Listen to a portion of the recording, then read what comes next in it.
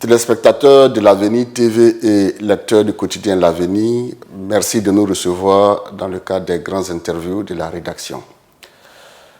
La Côte d'Ivoire ambitionne de changer la structuration de son économie à l'horizon 2030. Cet objectif a été justifié par la mise sur pied d'un projet spécial. Il s'agit du projet des chaînes de valeur compétitives pour l'emploi et la transformation économique. Le défi est grand et les enjeux énormes. Nous sommes seulement à 7 années de 2030. Quelles sont les motivations de la mise sur pied d'un tel dispositif? Quels sont les objectifs poursuivis? Quel changement y aura-t-il dans le tissu économique? Qu'est-ce qui va changer dans le quotidien des Ivoiriens? Pour répondre à toutes ces questions, M. Arthur Coulibaly, conseiller spécial du Premier ministre et coordonnateur du dit projet, nous reçoit aujourd'hui à ce bureau. Bonjour, monsieur le conseiller spécial. Bonjour. Merci une fois de plus de nous recevoir chez vous. Tout le plaisir est pour moi. Alors, monsieur le conseiller, pour commencer, dites-nous en quelques mots, c'est quoi le projet des chaînes de valeur compétitives pour l'emploi et la transformation économique? Merci beaucoup. Le projet des chaînes de valeur compétitives pour l'emploi et la transformation économique est un projet qui s'inscrit, comme vous l'avez mentionné, dans le cadre de la stratégie Côte d'Ivoire 2030, qui est la vision du président de la République pour faire de la Côte d'Ivoire un pays émergent. Donc, c'est un projet qui est parmi d'autres projets et parmi d'autres initiatives du gouvernement. Donc, il s'agit d'éducation, qu'il s'agit de santé, qu'il s'agisse, je dirais, d'agriculture d'une manière générale, qu'il s'agit d'industrie, de tourisme, etc., de modernisation de l'administration. Le projet des chaînes de valeur compétitives est une composante de la mise en œuvre concrète de la stratégie Côte d'Ivoire 2030.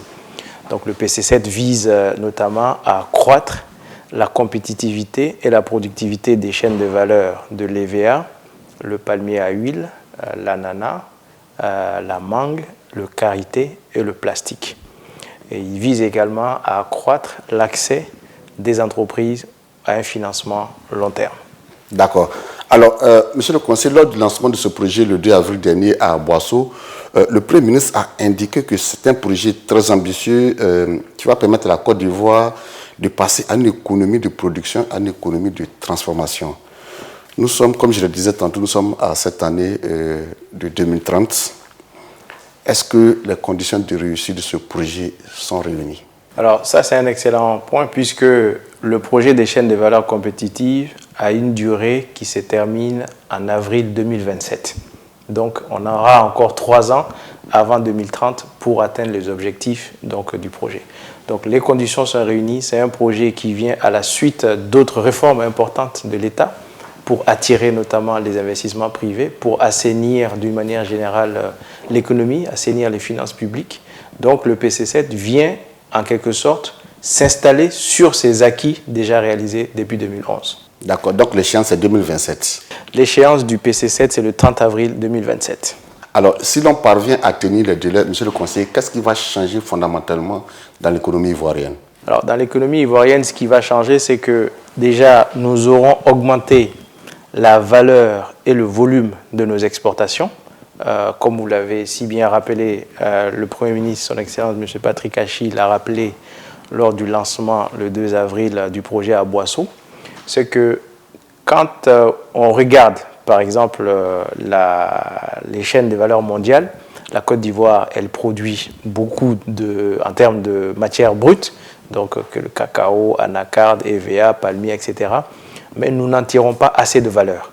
Donc le PC7 est une des composantes, une des actions de l'État pour arriver à créer plus de valeur localement. Donc plus de valeur localement signifie que nous allons retenir une plus grande valeur de nos productions en faisant la transformation localement. Donc, ce qui change pour l'économie ivoirienne par rapport au PC7, mais aussi à d'autres initiatives de l'État, c'est que nous allons gagner plus en termes de revenus d'exportation. Mais nous allons gagner plus aussi en termes de vente de nos produits au niveau local, pour satisfaire nos besoins locaux. Nous allons aussi, par rapport au PC7, mais aussi à d'autres initiatives de l'État, accroître l'accès des PME et des grandes entreprises à un financement un peu plus long terme. Toute chose qui va contribuer donc à accroître le niveau de l'emploi pour les jeunes, notamment les jeunes en milieu rural, mais aussi pour les femmes. D'accord. Alors, Monsieur le Conseiller, la question qui est sur toutes les lèvres que tous les citoyens se posent quand le gouvernement initie un projet, ce sont les retombées pour la population. Alors, dites-nous concrètement, qu'est-ce qui va changer dans la vie des populations avec le projet des chaînes de valeur? Si l'on prend l'exemple, par exemple, du karité, l'objectif avec le PC7, c'est d'arriver à avoir une plus grande création de valeur localement. Ça veut dire quoi? Ça veut dire que actuellement, par exemple, nous n'avons pas d'usine opérationnelle pour la transformation du karité en beurre. Nous avons des coopératives qui font de la transformation, je dirais, artisanale, mais nous n'avons pas une grosse unité.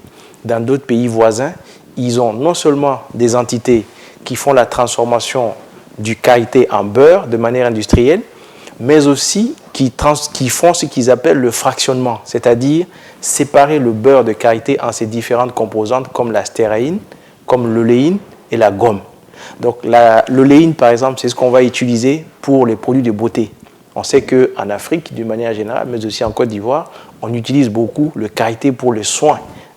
Aujourd'hui, en fait, on n'a pas d'usine industrielle qui transforme donc qui fait donc ce fractionnement du beurre de karité en oléine qu'on peut donc utiliser pour les soins. Mais il y a également dans le fractionnement ce qui sort, qui est le produit principal, qui est la stéréine, qui peut être utilisé comme un substitut au beurre de cacao. Donc, voyez-vous que si nous arrivons à atteindre nos objectifs, et tous les voyants sont au vert pour ce faire, c'est déjà, par exemple, pour le karité, c'est d'arriver à avoir une structuration. C'est d'arriver à éviter que donc la production, elle soit vendue soit sous forme de produits bruts, soit sous forme de produits semi-bruts, mais à vendre des produits finis. Non seulement pour l'extérieur, mais également pour donc les besoins locaux qui sont nombreux en matière qu'il s'agisse de produits cosmétiques ou même en matière d'alimentation. Ça, c'est un exemple. On peut en citer d'autres dans d'autres secteurs. D'accord. Alors, effectivement, on peut en citer d'autres. Vous avez évoqué le cas de karité. Alors, le projet concerne également les secteurs de l'EVA, de l'ananas, du palmier à huile et de la mangue. Alors, quelle valeur ajoutée le projet va-t-il apporter chez les producteurs de ces produits, de ces spéculations? Si on prend par exemple l'EVA, donc aujourd'hui, on a quelques difficultés au niveau par exemple de la main-d'œuvre, qu'on a du mal à trouver des seigneurs. Quand on discute avec les seigneurs en question, la question de la pénibilité du travail revient. Donc le projet pourra chercher à mettre en place des solutions. Aujourd'hui, par exemple, on a des outils motorisés donc, qui réduisent la pénibilité du travail, mais c'est également d'agir sur la formation de ces seigneurs et d'une manière générale de faire en sorte que la qualité du produit qui sort de ces fonds de tasse soit meilleure par rapport à ce qu'on a, ce qui assure un meilleur revenu pour le producteur, mais également un meilleur revenu pour l'usine parce qu'ils perdent moins de temps à trier, à enlever les matières étrangères donc des produits. Et donc tout ceci contribue à leur compétitivité. Le projet va également agir, par exemple, on a pris le cas de l'ananas, c'est de voir comment on peut faciliter donc, les productions. Par exemple, aujourd'hui, on sait que dans certaines zones, il est de plus en plus difficile d'avoir des terrains pour faire l'ananas. Parce que bon, quand vous faites l'ananas, on vient implanter dedans du palmier, donc ça ne rend pas la structure viable pour le producteur d'ananas parce qu'il ne va pas faire certains investissements tels que mettre un forage, tels que mettre des engrais sélectionnés, etc. Donc le PC7 va aussi contribuer dans ce sens en appuyant les structures de l'État pour, par exemple, la question des semences, la question des engrais, aujourd'hui se pose. Donc le PC7 va contribuer à faciliter donc l'accès à ces intrants-là. Mais on va aussi, si on prend donc le cas de la mangue, on sait que dans la mangue, on a beaucoup de pertes post-récolte, mais on a aussi un phénomène qui est que les unités de conditionnement travaillent à peine 2 mois. Cette année, avec la crise russo-ukrainienne, il y a des unités qui ont travaillé à peine 6 semaines, d'autres 1 mois et demi. Donc, ceci fait que quand vous avez des coûts fixes, il est particulièrement difficile de rentabiliser sur 1 mois et demi de travail pendant toute l'année.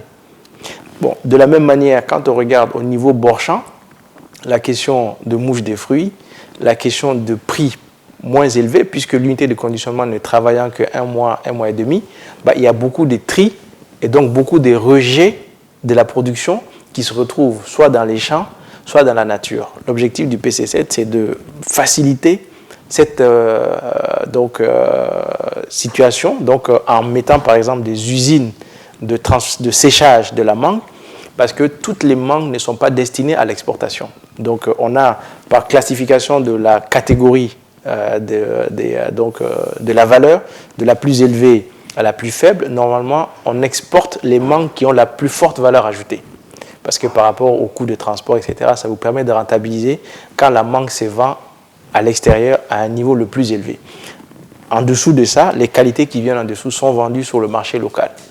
Celles qui ne peuvent pas être vendues sur le marché local sont séchées. Celles qui ne peuvent pas être séchées parce qu'elles sont trop mûres, on en fait des jus. Donc vous voyez cette catégorie descendante de valeur. L'objectif du PC7, c'est d'amplifier la catégorie de produits qui ne sont pas exportables. Ce qui fait que le producteur, il va avoir plus de revenus parce que ces produits ne sont pas jetés. Ce qui fait que ceux qui sont donc les usines vont avoir plus de produits aussi parce qu'on va faciliter le transport et en tout cas l'intégration donc des acteurs de la chaîne de valeur et donc contribuer aussi à lutter contre la mouche des fruits qui peut poser des problèmes d'interception et donc d'embargo possible sur nos productions. Ça, ce sont des exemples, on pourra en prendre d'autres. Oui, les exemples, il y en a beaucoup. Alors, le projet est ambitieux, on vous attend parler.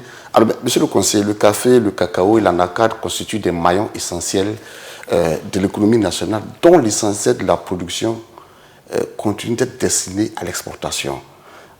A priori, ces spéculations ne sont pas prises en compte dans le cadre de ce projet. Alors, elles sont, c'est-à-dire que ce qu'il faut voir, c'est que nous avons des projets importants, notamment dans le cacao, qui sont en cours de préparation. Mais nous avons aussi un projet important dans l'anacarde qui est déjà en exécution et qui a été mis en œuvre depuis 2018, qu'on appelle donc le PPCA.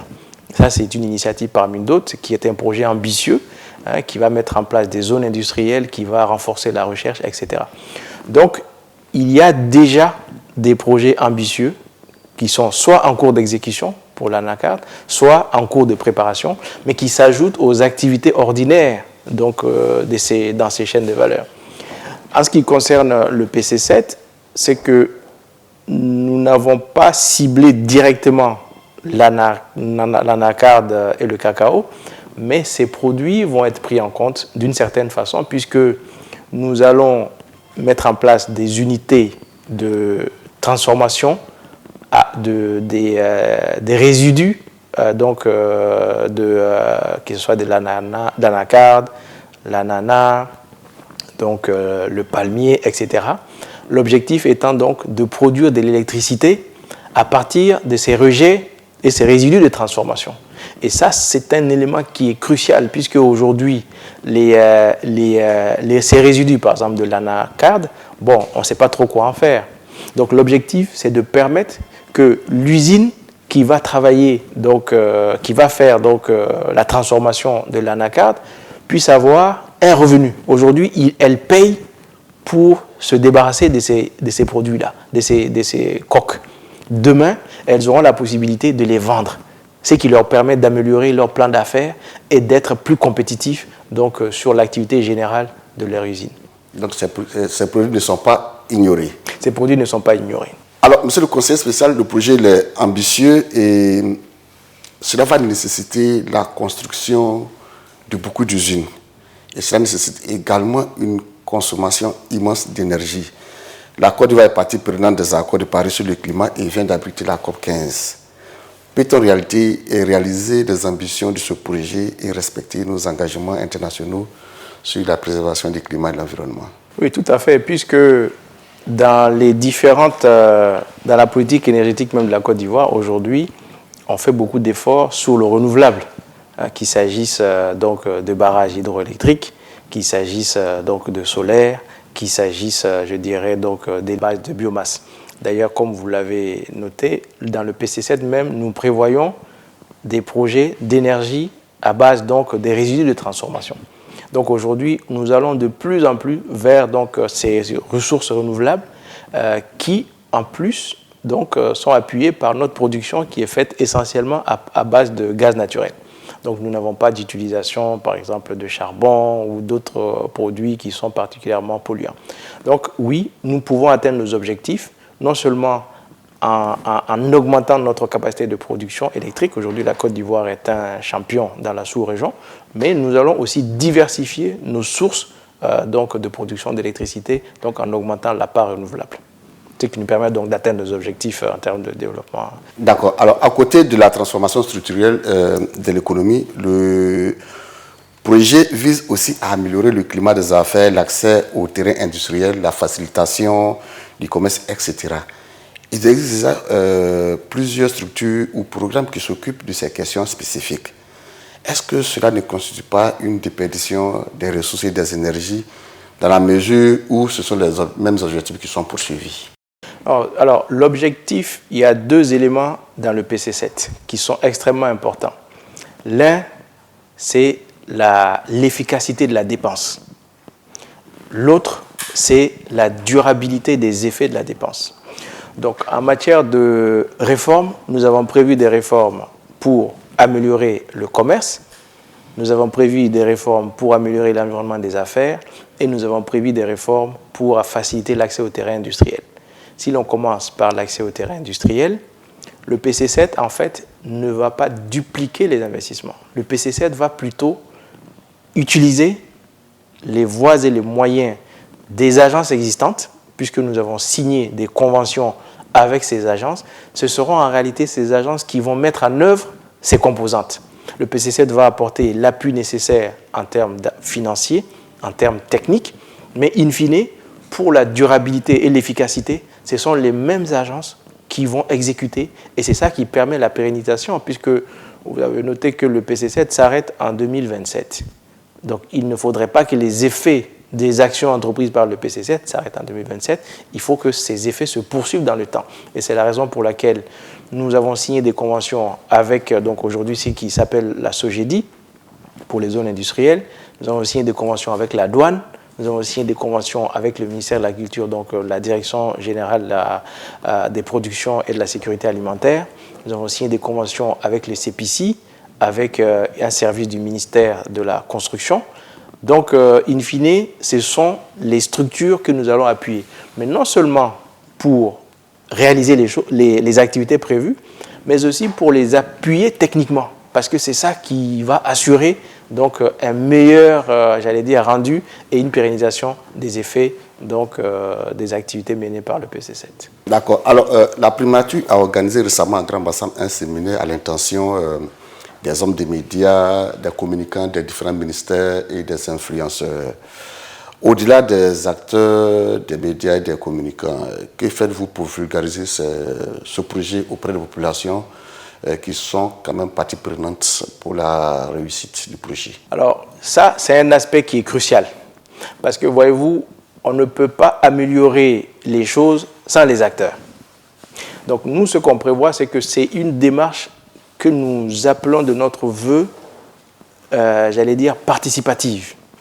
Donc aujourd'hui, nous avons, depuis le mois d'avril, nous avons entrepris un vaste mouvement dans les différentes localités du pays. Parce que comme vous le constatez, de par les spéculations qui sont couvertes par le PC7, c'est tout le pays qui est couvert. Donc, nous avons lancé des opérations dans le cadre du PSC. Donc, nous avons recruté 10 ingénieurs agronomes qu'on appelle des spécialistes clusters. Ce sont ceux qui vont donc appuyer donc, les structures, qui vont aller faire les diagnostics. J'y vais moi-même. Donc, nous avons commencé ce travail depuis avril. Nous en sommes aujourd'hui à une centaine de villages. C'est-à-dire que nous, on ne s'arrête même pas dans les villes. Nous allons jusqu'au village, jusqu'aux bénéficiaires ultimes. Et l'activité que nous faisons, nous allons poursuivre ces échanges jusqu'au 31 août 2022. Cela nous permettra finalement de recueillir les difficultés des acteurs, de recueillir leurs souhaits, de recueillir les perspectives pour le projet. Sur cette base, nous allons consolider ces éléments, faire ressortir les plus gros points considérés comme des difficultés, les plus gros points considérés comme des souhaits, les plus gros points considérés comme des perspectives. Et nous allons partir dans chacune des régions concernées par le projet. C'est-à-dire, si c'est l'EVA, nous allons partir dans la région pivot pour réunir tous les acteurs de l'EVA et exposer ce que nous avons relevé sur le terrain. L'objectif étant de restituer finalement nos analyses du terrain. À partir de là, ils vont nous dire si ce que nous avons relevé leur convient ou pas, si ce que nous avons relevé est suffisant ou pas. Sur cette base, nous allons définir donc ensemble avec les acteurs les actions que le PC7 va mener. C'est-à-dire que finalement, le PC7, c'est une action qui n'est pas décidée d'Abidjan et imposée dans les structures, mais c'est plutôt des actions qui sont faites à la base en milieu rural, puisque l'objectif du président de la République et du Premier ministre, c'est d'assurer un développement équilibré du territoire. Et ce que nous voulons dans ce cadre, c'est d'aller jusqu'au fin fond des villages, récupérer leurs souhaits, leurs perspectives, les difficultés, se réunir ensemble pour restituer et à partir de là, définir les actions qui vont donc se mettre en place à travers donc, le PC7. Donc c'est une démarche qui est particulièrement participative. Alors, on s'achemine vers la fin de cet entretien. Monsieur le conseiller spécial, les projets ambitieux, futuristes, il y en a beaucoup en Côte d'Ivoire. Mais le gros problème réside dans le suivi et l'évaluation de ces projets. Alors, pour ce cas spécifique du projet des chaînes de valeur, quels sont les mécanismes de suivi et évaluation que vous mettez sur pied pour pouvoir atteindre vos objectifs en 2027? Voilà.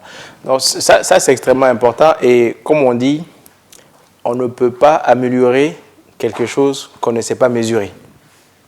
Donc, nous avons recruté un spécialiste suivi-évaluation qui est en train de travailler sur le manuel. On va recruter aussi une firme qui va rendre, j'allais dire, numérique le processus de suivi-évaluation. Nous allons déployer ce système de suivi-évaluation dans toutes les agences d'exécution que j'ai mentionnées, CPC, SOGEDI, douane, DGPSA, etc., qui vont donc alimenter ces bases de données. Mais mieux que ça, ce sera au niveau, donc comme je l'ai dit, nous avons 10 jeunes qui sont donc des ingénieurs agronomes. Leur rôle, ça va être de circuler justement dans tout le pays. Et nous-mêmes, les investissements se feront au fur et à mesure. C'est-à-dire que quand on fait une première partie, il y a dès le début des échéances, des jalons et des résultats qu'il faut accomplir. Et c'est sur la base de ces jalons et de la réalisation de ces résultats qu'on va donc réaliser la phase suivante. Donc le suivi, évaluation, il sera permanent, il sera en temps réel, parce que nous allons mettre en place des outils qui le permettent, mais mieux que les outils, nous allons avoir des comités au niveau donc, des différentes régions qui vont aussi être des relais. De sorte que nous avons un suivi entier qui permet, j'allais dire, puisque ce qu'on fait généralement, c'est qu'avec les données, nous avons un modèle d'action. Avec le modèle, nous allons donc prendre des décisions. Et les décisions nous permettent d'avoir des données qui reviennent encore améliorer le modèle et qui reviennent améliorer donc les décisions. C'est ce cercle vertueux que nous mettons en place et qui va nous permettre d'améliorer constamment les choses tout au long de la mise en œuvre du PC7. D'accord. Monsieur Arthur Coulibaly, nous sommes au terme de cet entretien. En tant que coordonnateur du projet des chaînes de valeur compétitives pour l'emploi et la transformation économique, quel appel avez-vous à lancer aux populations ivoiriennes pour la mise en œuvre et le succès de ce projet que vous conduisez? Bon, c'est d'abord de se joindre à moi pour remercier et féliciter la vision du président de la République, puisque le projet intervient dans le cadre de la stratégie Côte d'Ivoire 2030, qui est donc la vision du président de la République, telle que cette vision est en train d'être mise en œuvre par le Premier ministre, M. Patrick Achi. Donc, c'est d'abord cette félicitation et ce remerciement pour nous avoir permis donc de réaliser le projet. Pour les populations, c'est de dire que bon, les équipes sont sur le terrain, hein, ils sont en train de parcourir toutes les régions, du nord au sud, d'est en ouest, en passant par le centre.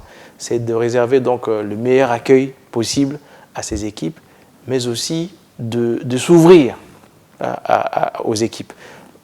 Jusqu'à présent, nous avons vraiment bénéficié d'un très bon accueil.